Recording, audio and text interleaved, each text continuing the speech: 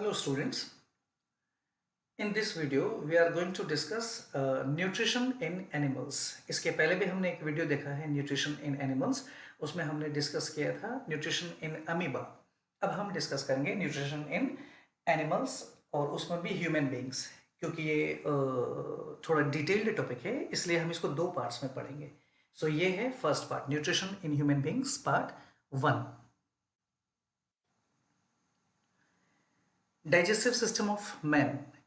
Human beings are omnivores. ये हमने पहले भी पढ़ा कि इंसान जो होते हैं वो ओमनिवोर्स होते हैं, वो वेजिटेरियन भी होते हैं, नॉन वेजिटेरियन भी होते हैं. न्यूट्रिशन में digestive system is a group of organs.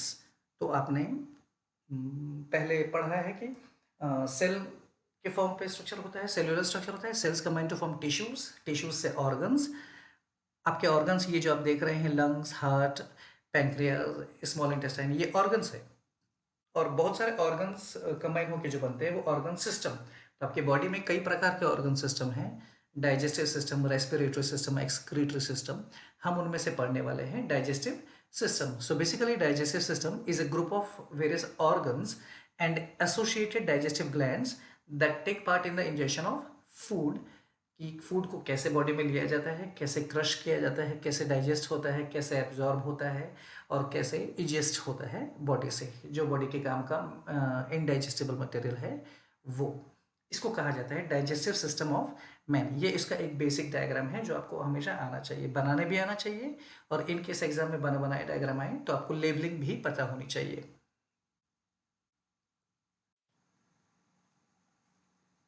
Now, the digestive organs form a continuous canal called alimentary canal. सबसे important part जो माना जाता है इस पूरे digestive system में, ये जो पूरा system है, ये माउथ से लेके, आप डायग्राम में देख सकते हैं साइड में, माउथ से लेके ये पूरा और लास्ट यहाँ तक जो पूरा है, ये एक ही पूरा सिस्टम माना जाता है.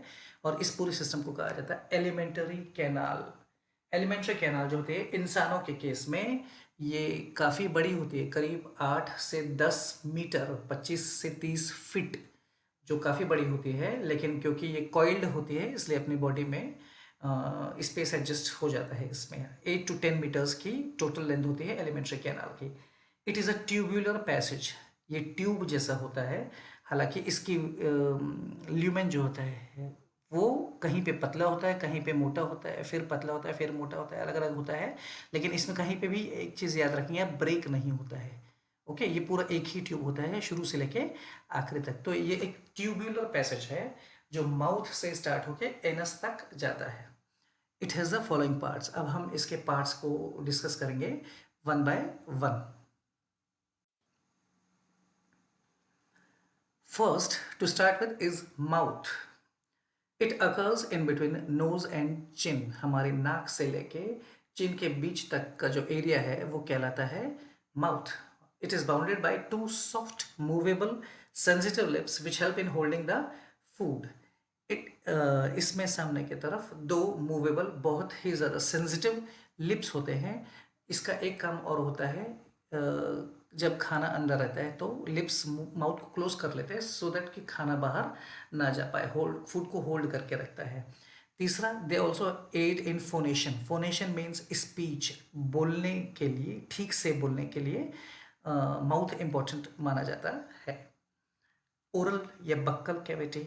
Oral means anything related to mouth, इसलिए हम बोलते हैं बोलने वाले टेस्ट को ओरल टेस्ट है.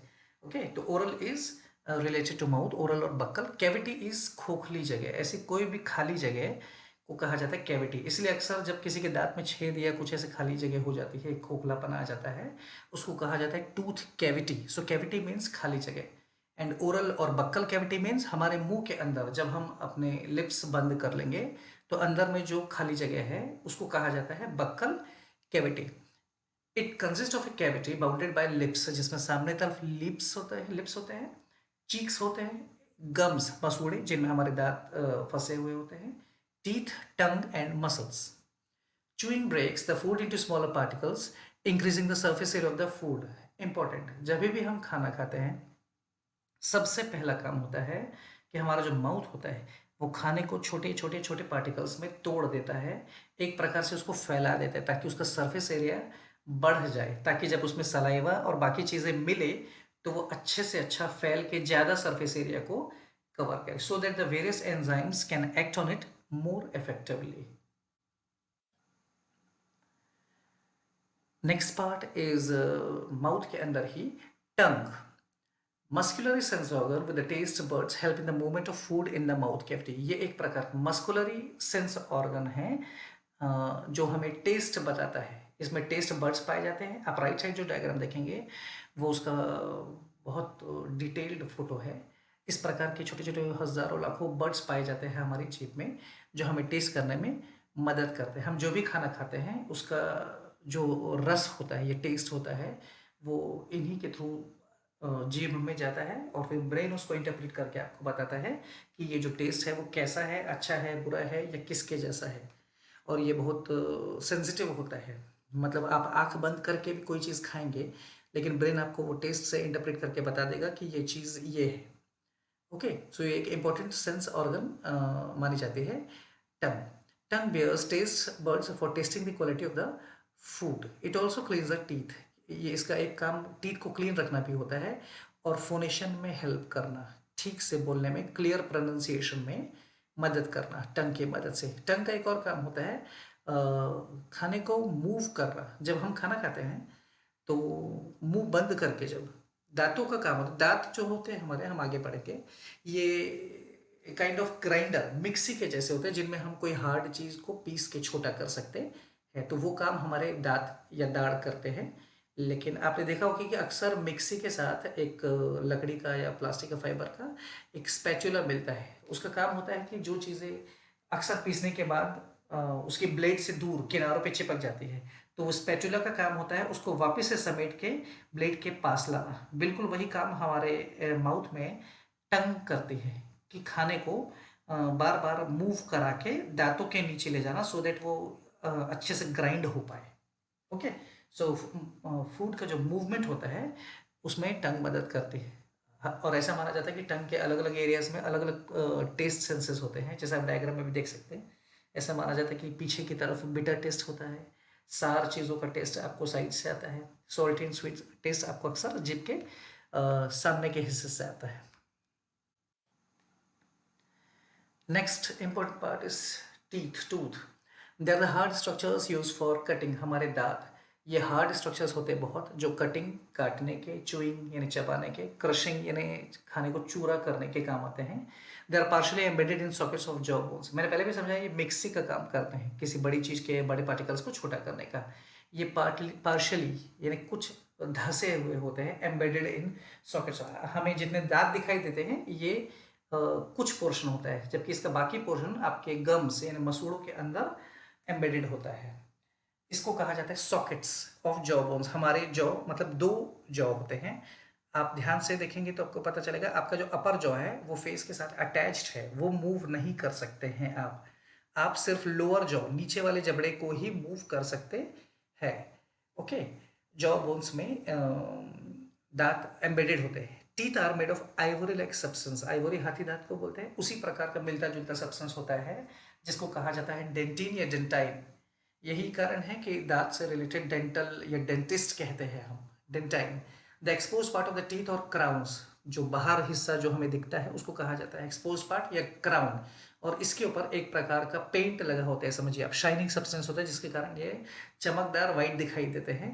इस मटेरियल को कहा जाता है इनेमल. ये बहुत हार्ड पार्ट होता है और बालों सॉरी टूथ को शाइनिंग प्रोवाइड करता है एनिमल. अक्सर आप देखेंगे कई लोग खाने के बाद पिन से या कोई चीज़ से स्क्रैच करते हैं दांत में तो उससे इस एनिमल को नुकसान पहुंचता है. और जब ये एनिमल हट जाएगा, ये बिल्कुल पेंट के जैसा, आपने नेल पेंट वगैरह में सुना भी होगा, नेल एनिमल.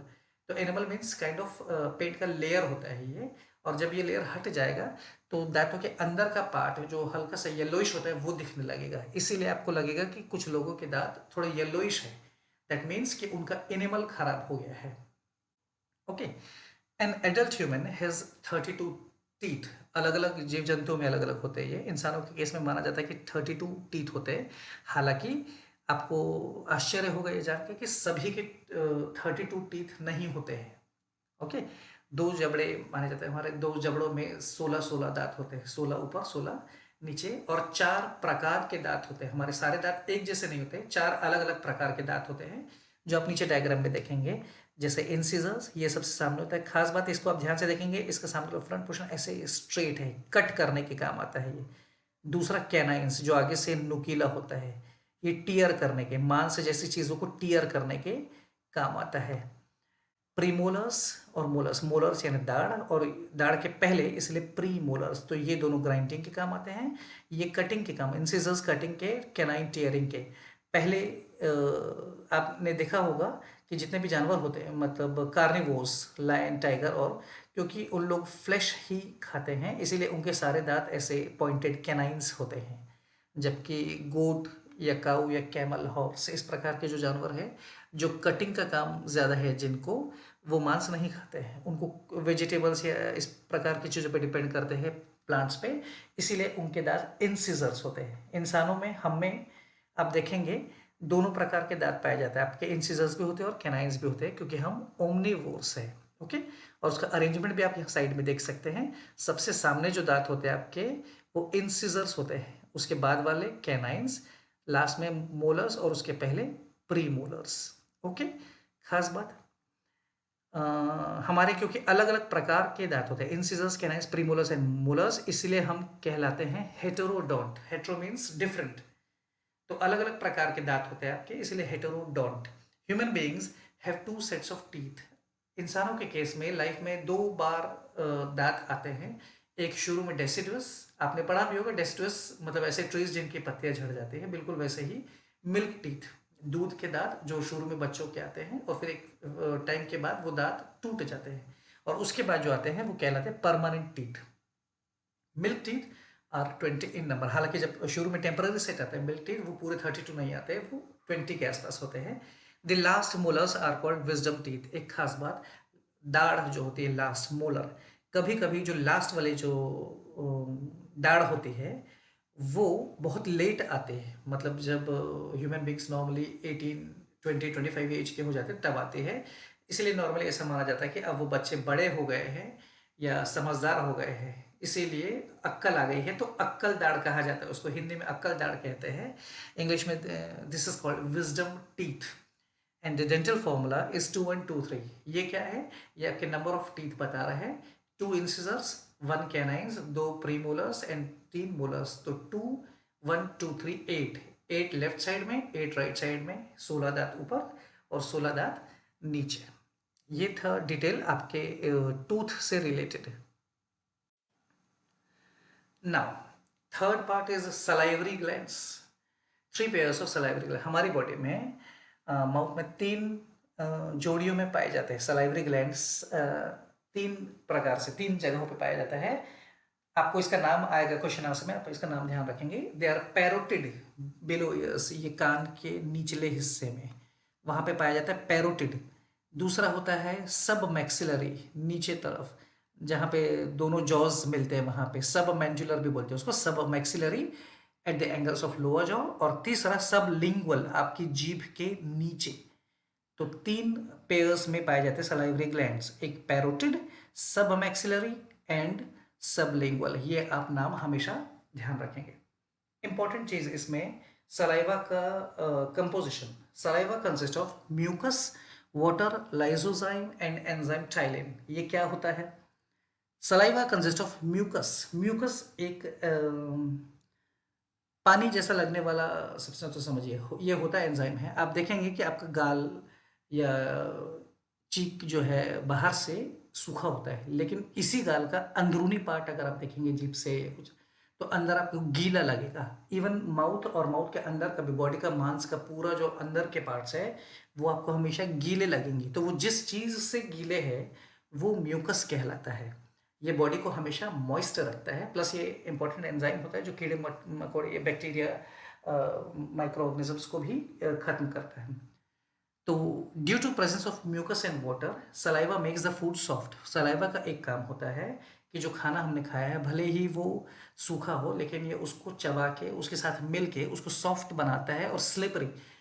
एक तो चूरा करते बनेगा, इजीली उसको चबाते बनेगा, और दूसरा फिर उसको गटकने में आसानी होगी, क्योंकि अगर वो सूखा रह जाएगा तो चिपक जाएगा। इसीलिए ये उसको गीला करता है, फॉर्मेशन ऑफ बोलस। फूड हमारे माउथ में जाने के बाद, चबाने के बाद जिस तरीके का हो जाता है उसको कहा जाता है bolus. Watering of mouth at the sight of the delicious dish is due to excessive secretion of the saliva. ये मोस्ट कॉमन थिंग। आप किसी अच्छी चीज़ के बारे में, इवन स्टूडेंट्स के केस में बोला जाए तो चॉकलेट, पेस्ट्री, पिज़्ज़ा के बारे में वो सोचेंगे और बस सोचने से ही उनके मुंह में पानी आ जाएगा। तो वो जो मुंह में पानी आना बोलते हैं हम, वाटरिंग ऑफ माउथ, ये बिल्कुल वही है, extra salivation. It is eight the sight of the delicious dish. बिल्कुल कोई डिलीशियस डिश के बारे में देखेंगे, या बल्कि देखेंगे नहीं, सिर्फ सोच भी लेंगे तो आपके मुंह में पानी आ जाएगा, एक्सेसिव सलाइवेशन होने लग जाता है, जिसके कारण हम ऐसा कहते हैं कि मुंह में पानी आ रहा है, ये इतना सेंसिटिव होता है। दूसरा पार्ट, दूसरा कॉन्स्टिट्यूएंट होता है लाइसोजाइम। ये एक प्रकार का एंजाइम होता है जो एंटी माइक्रोबियल है, क्योंकि हम जो चीज़ें खाते हैं, बहुत सारी चीज़ें उसमें बहुत सारे कीटाणु हो सकते हैं, ये उनको खत्म कर देता है। तीसरा इंपॉर्टेंट पार्ट जो इसमें होता है टाइलिन और सलाइवरी एमाइलेज। सबसे इंपॉर्टेंट ये माना जाता है, क्वेश्चन आंसर में अक्सर पूछता है, सलाइवा कंटेन सलाइवरी एमाइलेज और ptyalin which acts on starch. हम बेसिकली जो खाना खाते हैं, सपोज प्लांट खा रहे हैं, तो वो स्टार्च के फॉर्म में होता है। तो स्टार्च मैंने पहले भी बताया, ग्लूकोज सिंपल फॉर्म है जो हमको चाहिए, जबकि स्टार्च उसी का कॉम्प्लिकेटेड फॉर्म है। तो स्टार्च को ये तोड़ देता है, सलाइवरी एमाइलेज जो है, it acts on starch and glycogen of cooked food.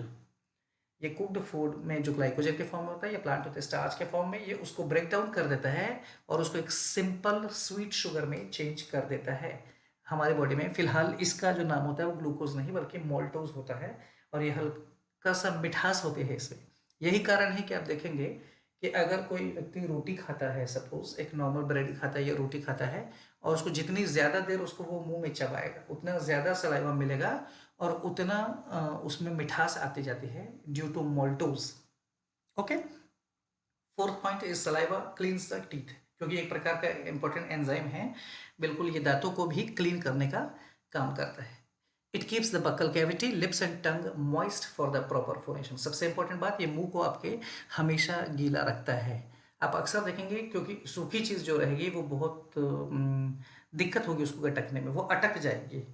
तो उसको, उससे बचाने के लिए ये मुंह को हमेशा अंदर से गीला रखता है, प्लस प्रॉपर फोनेशन, यानी इसकी मदद से आपकी स्पीच या वॉइस क्लियर होती है। अदरवाइज आप क्या बोलेंगे वो क्लियर ऑडिबल नहीं होगा। ओके। नेक्स्ट पार्ट इस वीडियो में जो हम देखेंगे वो है pharynx.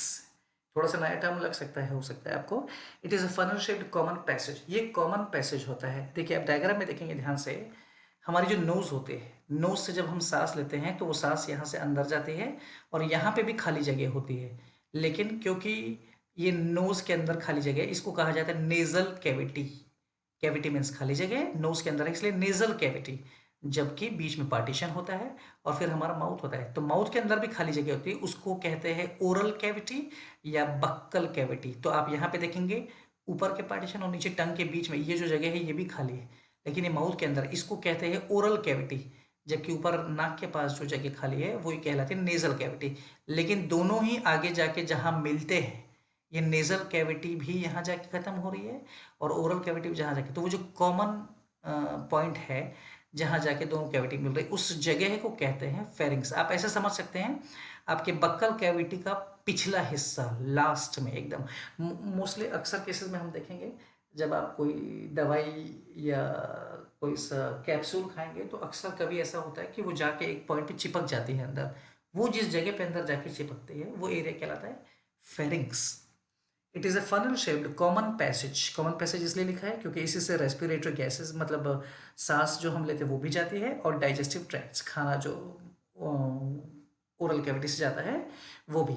Oral cavity passes into pharynx and then into the stomach. जो हमारा ओरल कैविटी है माउथ से, वो जाता है पहले फेरिंग्स में और फेरिंग्स से आगे ईसोफेगस और ईसोफेगस से स्टमक में, क्योंकि ईसोफेगस स्टमक में ले जाता है। This is called food pipe.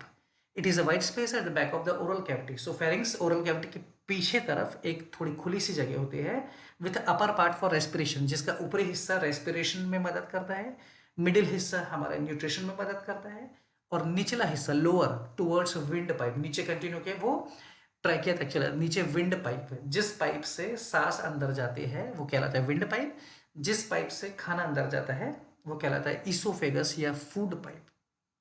Okay, food pipe का साइंटिफिक नेम आप समझिए ईसोफेगस, और विंड पाइप का name trachea. Masticated food enters the pharynx in the form of bolus. तो हमने माउथ में जो खाना जो नरम हो चुका है और उसको चबा के हमने वो कर लिया, पेस्ट काइंड ऑफ कर लिया है, मैस्टिकेटेड फूड, ये पहुंचता है फेरिंग्स में बोलस के फॉर्म में। मैंने पहले भी बताया था, ये बोलस के फॉर्म में पहुंचता है। वहाँ पे फेरिंग्स की जो मसल रहती है वो कॉन्ट्रैक्ट होती है और इस बोलस को नीचे इसोफेगस में पुश करती है ताकि ये नीचे पेट की तरफ जाए।